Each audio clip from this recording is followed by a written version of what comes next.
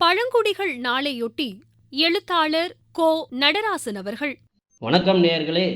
இன்று ஆகஸ்ட் 9ஆம் தேதி உலக பழங்குடியினர் தினம். வெகு தொலைவில் இருந்து பார்த்தாலும் நீல நிறத்தில் மலைகள் காட்சியளிப்பதால் நீலகிரி என்ற பெயர் ஏற்பட்டது. நீலகிரி என்றதுமே நமக்கு நீலக்குறிஞ்சிதானே நினைவுக்கு வரும். தமிழ்நாட்டின் மாநில விலங்கு வரையாடு, மாநில பறவை மரகதப்புறா. இவை நீலகிரியிலும் அதையொட்டிய மேற்கு மலைத்தொடர்ச்சியில் மட்டுமே காண கிடைக்கக்கூடிய அரிய உயிரினங்களாகும்.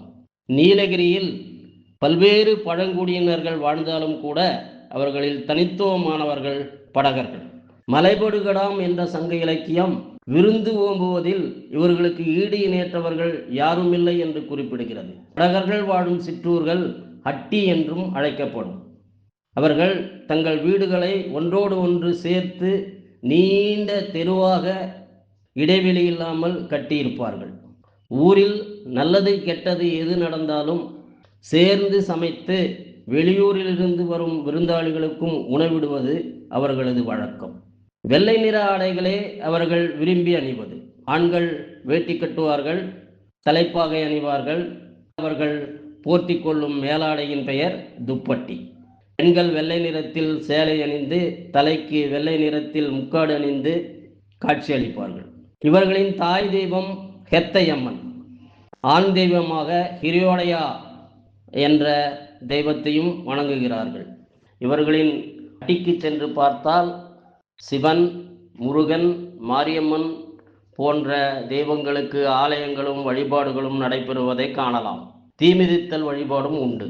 திருவிழா நாட்களில் ஆணும் பெண்ணும் வட்ட வடிவமாக நின்று ஆயிரக்கணக்கில் நடனம் ஆடுவார்கள். அந்த நடனம் பார்ப்பதற்கு மிகவும் உயிரோட்டமாகவும் நளினமாகவும் இருக்கும். இவர்களுடைய மொழி படக மொழி, கன்னடம் சார்ந்த திராவிட மொழி. இவர்களுக்கு எழுத்து பயன்பாடு இல்லை என்றாலும் நிறைய வாய்மொழி இலக்கியங்களை படைத்திருக்கின்றனர்.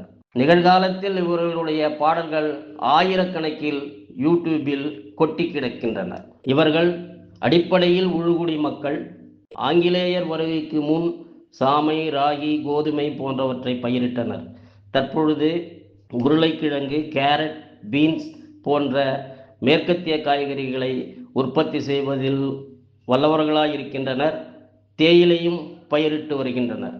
அதனால் இவர்கள் தங்கள் வாழும் பகுதியை செல்வ செழிப்பாக மாற்றியுள்ளனர். இவர்களுடைய தொழில் நேர்த்தி மற்றும் கடின உழைப்பு, தொழில்நுட்பங்களை பயன்படுத்தும் திறன் ஆகியவைதான் இவர்களுக்கு இந்த மிக பெரும் வெற்றியை ஈட்டி தந்திருக்கின்றன. படகர்கள் கல்வி அறிவு பெற்று பல துறைகளில் முன்னேறி வாகை சூடியிருக்கின்றனர். ஆயிரக்கணக்கானவர்கள் வெளிநாடுகளில் வேலை செய்கின்றனர். ஆனாலும் தங்கள் பாரம்பரியத்தையும் பண்பாட்டையும் கலாச்சாரத்தையும் விடாமல் பாதுகாத்து வருகின்றனர். இன்னொரு முறை உங்களுக்கு உதவி செல்ல வாய்ப்பு கிடைத்தால் இவர்களோடு உரையாடி பாருங்களேன். நன்றி, வணக்கம்.